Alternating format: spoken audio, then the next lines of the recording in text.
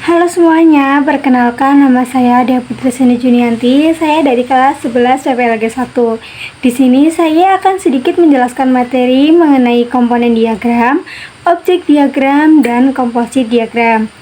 Yang pertama yaitu komponen diagram. Komponen diagram yaitu komponen yang menggambarkan bagaimana suatu sistem dibagi menjadi komponen-komponen dan bagaimana komponen tersebut saling berinteraksi.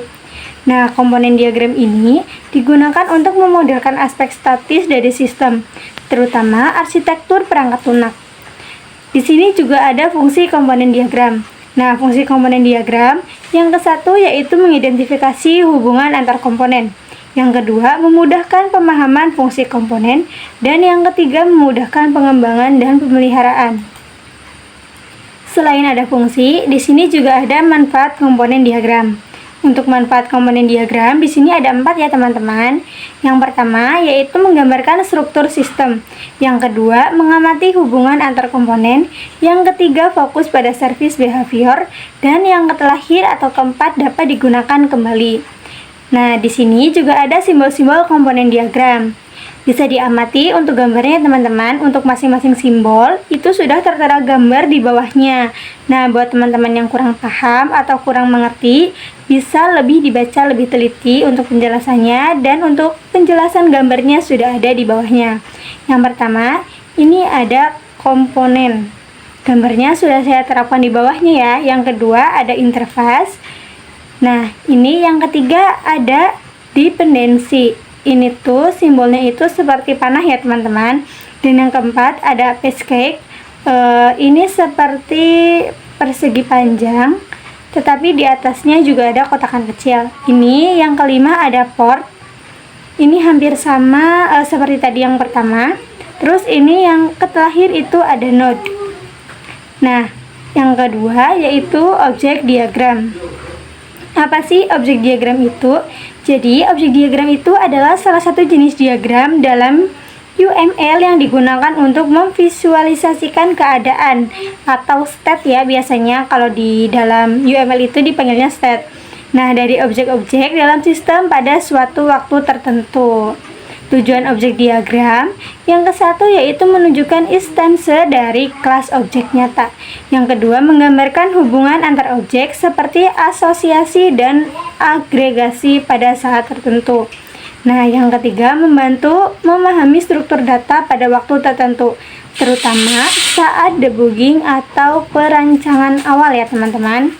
Nah, di sini ada elemen-elemen objek diagram.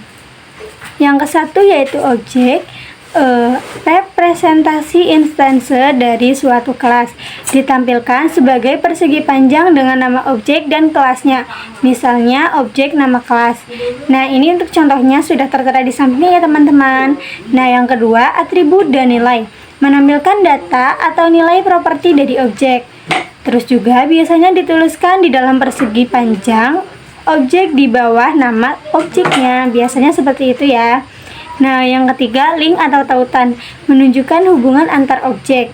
Nah, dipresentasikan sebagai garis yang menghubungkan dua objek. Untuk contoh garisnya sudah tertera di samping. Nah, yang keempat yaitu multiplicity atau kardinalitas, menunjukkan jumlah instansi yang terlibat dalam link jika diperlukan. Untuk contohnya saya juga sudah menerapkan di sampingnya ya teman-teman. Yang kelima yaitu ketergantungan, menunjukkan satu elemen yang bergantung pada elemen lain. Yang keenam yaitu association, hubungan antar dua objek yang digambarkan dengan garis. Yang ketujuh yaitu composition, hubungan antar dua objek yang digambarkan garis. Yang kedelapan yaitu aggregation, memiliki hubungan antar objek yang digambarkan berlian kosong pada objek di sampingnya. Materi yang ketiga yaitu komposit diagram. Komposit struktur diagram atau CSD adalah diagram UML yang mewakili struktur internal kelas, komponen, atau berkolaborasi dengan memodelkan interaksi antar elemen sistem untuk menyelesaikan suatu tugas. Elemen utama dalam komposit struktur diagram, yang ke-1 komponen, yang kedua antarmuka atau interface, yang ketiga ketergantungan. Cara membuat komposit struktur diagram. Yang ke-1 yaitu identifikasi struktur sistem, yang kedua buat kelas dan part, yang ketiga tambahkan port dan konektor, dan yang keempat review diagram. Baik, cukup sampai di sini materi yang dapat saya sampaikan. Mohon maaf apabila masih ada banyak kekurangan. Saya Dea Putrisini Junianti undur diri. Wassalamualaikum warahmatullahi wabarakatuh.